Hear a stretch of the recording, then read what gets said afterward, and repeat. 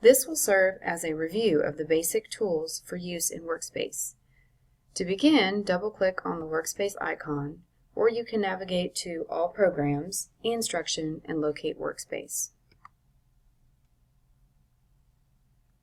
Your Workspace toolbar should open to the right-hand corner, and the first thing we're going to look at is go to the drop-down menu and go to Preferences.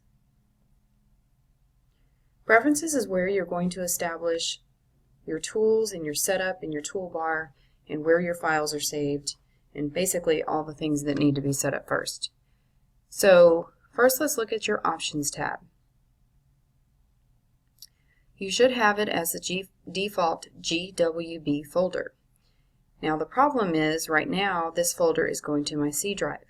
On your teacher workstation you're going to have to make sure it's navigated to your H drive. So simply click on the Browse button and navigate to your computer and find your H drive.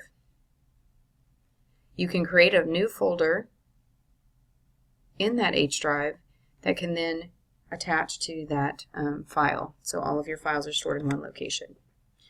If you happen to be left-handed, you can change the setting cursor orientation to left. The only other things on this page are personal preferences. Automatically save pages, it should be defaulted to 5 minutes, but if you want to disable that or make it more frequent, less frequent, you can do so. The only other thing on this page that I want you to pay attention to is when you're at your desktop teacher station, the default document camera should be, instead of integrated webcam as it is on my laptop, it should be your Lumens or your AverMedia document camera. So make sure to select that and get that set up. Alright, let's move on to our new page setup. Anytime you click on a blank page, it's going to come up with a white blank page or whiteboard.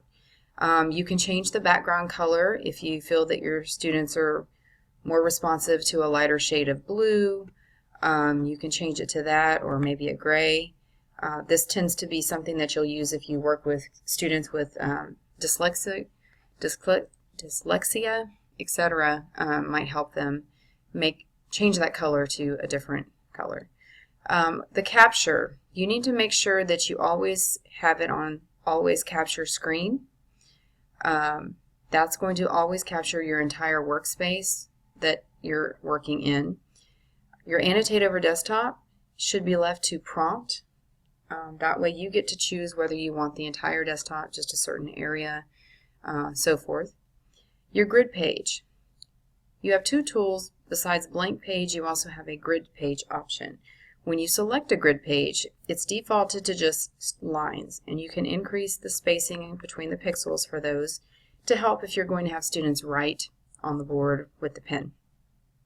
However, if you are in math or science, you might want to select the vertical grid board and make sure those are equal in size so that they're proportional.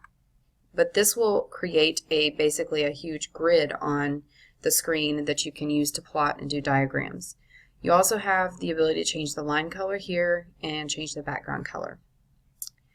The transparency and language page should just stay as it is unless you want to make the transparency color change, and the default should be on English.